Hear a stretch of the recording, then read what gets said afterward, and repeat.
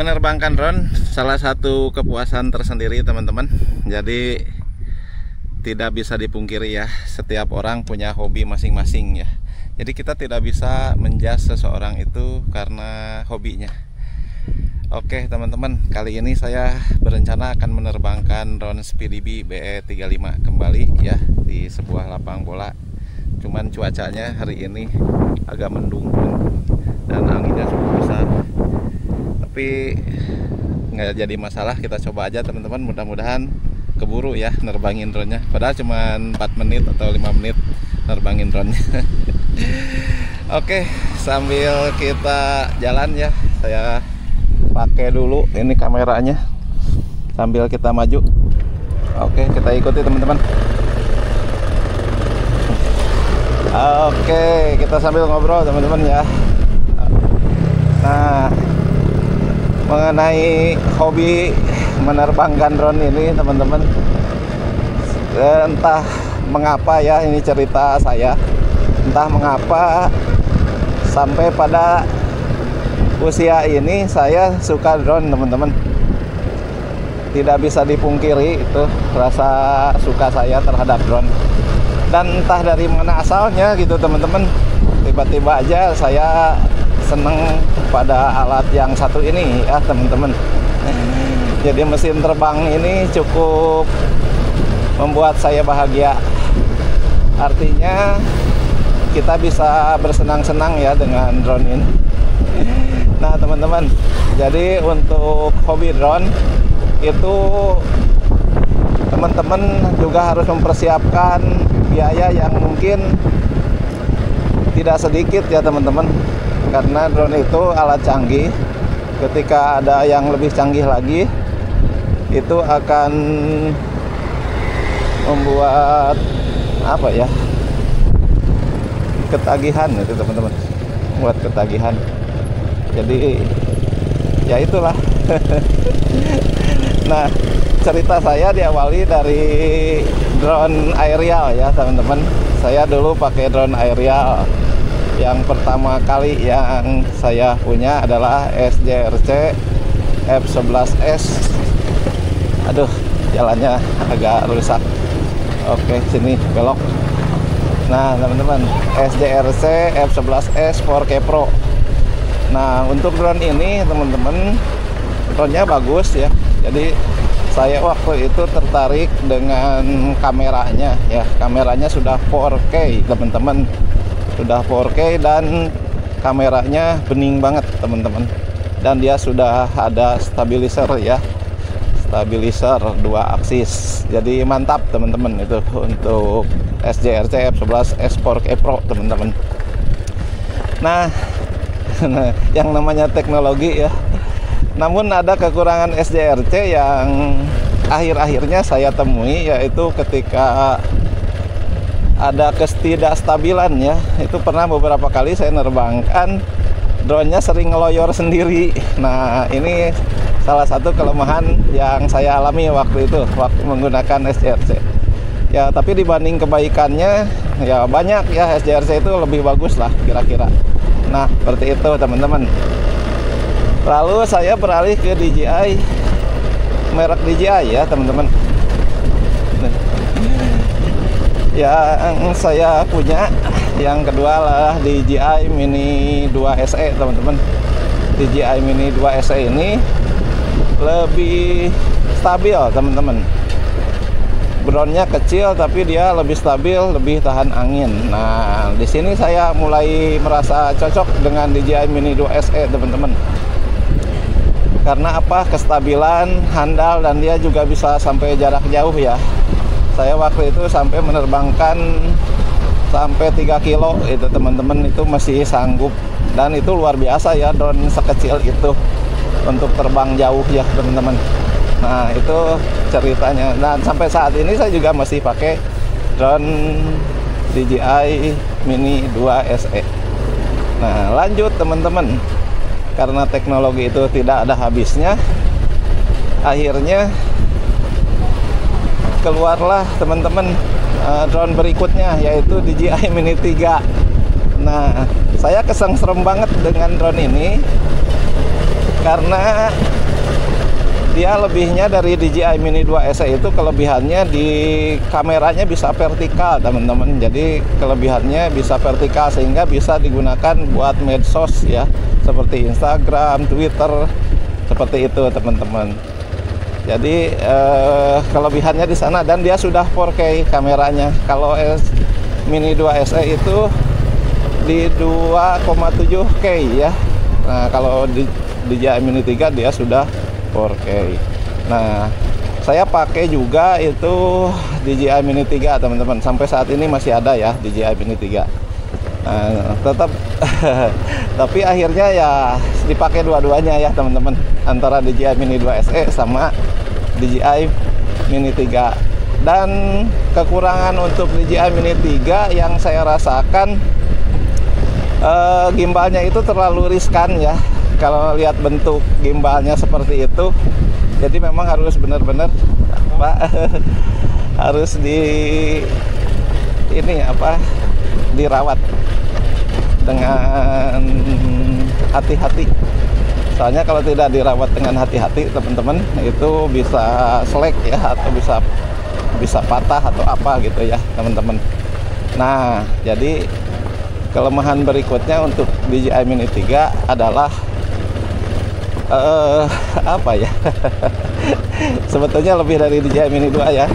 Namun pada waktu saya pertama kali pakai dan memakai serba auto gitu teman-teman, nah pas saya bandingin dengan DJI Mini 2 SE, saya benar-benar langsung nggak suka itu, kurang suka pada tampilannya teman-teman. Hasil dari gambarnya itu, hasil dari videonya itu, kalau dibandingkan DJI Mini 2 SE itu bagus. DJI Mini 2 SE itu waktu pertama kali saya punya ya, sampai saya bikin video teman-teman membandingkan itu DJI Mini 2 SE dan DJI Mini 3.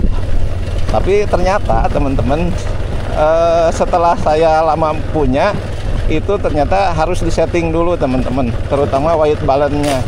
Jadi DJI Mini 3 itu kalau teman-teman baru beli, disetting dulu white balance-nya supaya sesuai. Setelah itu baru kita bisa merasakan kenikmatan DJI Mini 3 teman-teman. Gitu maksud saya, Mini 3 ya. Nah itu teman-teman. Jadi perjalanan berikutnya saya membeli SpeeDB. Nah ini beralih ke drone FPV teman-teman. Setelah agak sedikit bosan di aerial, akhirnya saya melirik drone FPV. Nah di sini saya bingung drone FPV apa yang bisa saya pakai dengan budget yang terbatas. Akhirnya saya beli Mobula 71S HD ya. Nah di Mobula ini ternyata FPV itu sulit sekali teman-teman. Jadi ketika saya latihan Mobula 7 HD itu crashnya lebih banyak daripada menerbangkannya. Artinya tiap kali terbang itu pasti crash dan teman-teman pasti harus keluar biaya untuk memperbaikinya. Nah, di sini teman-teman, ternyata menurut saya drone FPV itu lebih ribet daripada drone aerial, teman-teman. Lebih ribet. Jadi nerbanginnya susah juga, terlalu banyak kerusakan yang harus kita betulin teman-teman. Drone FPV ya, itu Mobula 7 HD dengan hasil yang agak kurang gitu teman-teman. Nah, akhirnya saya beralihlah ke drone yang lebih besar, yaitu SpeeDB BE35, dan yang hari ini saya bawa, saya mau terbangkan gitu teman-teman. Artinya yang lebih besar katanya lebih stabil. Emang benar teman-teman. Jadi yang lebih besar malahan lebih bisa kita kendalikan daripada drone Mobula ya. Menurut saya ini ya, menurut saya. Nah gitu teman-teman. Untuk drone besar, alhamdulillah bisa menerbangkannya saya teman-teman. Tapi tetap aja kerusakan spare part akibat jatuh itu tinggi sekali. Jadi teman-teman kalau misalnya ingin terjun ke FPV itu yang Yang harus dipikirkan pertama kali adalah biaya perbaikannya ya. Jangan sampai biaya perbaikannya besar sekali teman-teman itu. Nah, tapi kelebihan EPP itu di ini teman-teman. Kelebihannya ada di serunya. Jadi karena menerbangkannya susah, spare part susah, serba susah, semuanya serba manual teman-teman. Jadi nerbanginnya itu lebih seru. Nah, lebih berdebar-debar. Nah, dan dia kelebihannya bisa belusukan sampai nungging-nungging gitu ya kalau FPV teman-teman. Nah, saya sampai bisa freestyle segala gitu ya. Kalau drone aerial nggak akan mungkin bisa freestyle ya. Yang drone-nya bisa putar-putar gitu ya. Nah, itu teman-teman cerita pengalaman saya. Dan hari ini pun saya masih dalam rangka latihan nih ya. Makanya saya nerbanginnya masih di lapang teman-teman. Nah, setelah lama menjalankan atau menerbangkan drone FPV teman-teman, itu sangat berkesan ya. Jadi emang sih ini benar-benar hobi ya. Jadi nerbanginnya itu ribet tapi banyak kejutan, nabrak, terjun dan lain-lain itu udah pasti bakal ngalamin ya untuk drone FPV teman-teman. Nah, di sana keseruannya teman-teman. Bu. Kalapang Bu. Punten. Nah, itu teman-teman. Kita masuk ke perkampungan dulu teman-teman. Oke. Nah, teman-teman. Ini sekedar sharing aja teman-teman ya bagi teman-teman yang baru mau terjun ke dunia FPV ya. Nah, ini saya sampai perjalanan saya jauh seperti ini nih teman-teman untuk menerbangkan drone. Punten. Nah, itu teman-teman. Jadi bisa lihat sendiri ya. Kita masuk ke jalan setapak gini teman-teman untuk bisa menerbangkan drone FPV. Nah, di sini keseruannya ya. Nah, untuk drone aerial gampang teman-teman. Jadi nggak membutuhkan lapang yang luas, di depan rumah pun kita bisa menerbangkan drone aerial dengan mudah. Karena drone aerial itu lebih stabil dan punya banyak sensor. Nah, sedangkan drone FPV itu teman-teman harus hati-hati menerbangkannya. Karena resikonya tinggi ya. Jadi untuk teman-teman yang langsung mau terjun ke FPV, ya sebaiknya ke aerial dulu sih menurut saya ya, biar dapat pengalaman dulu ya sebelum langsung ke FPV, karena FPV itu beresiko banget teman-teman. Oke. Nah, di depan kita lapangnya teman-teman. Oke, ini namanya lapang Pasir Ucing teman-teman. Dengan kondisi angin yang wah, ini kelihatannya kondisinya. Wah, itu ada anak-anak satu yang terbangin. Ibu. Ngiring nerbangin Bu. Oke, kita terbangkan drone-nya teman-teman. Kita sudah sampai di lapang. Kita terbangin drone-nya ya. Oke, saya skip dulu biar cepat. 1, 2, 3.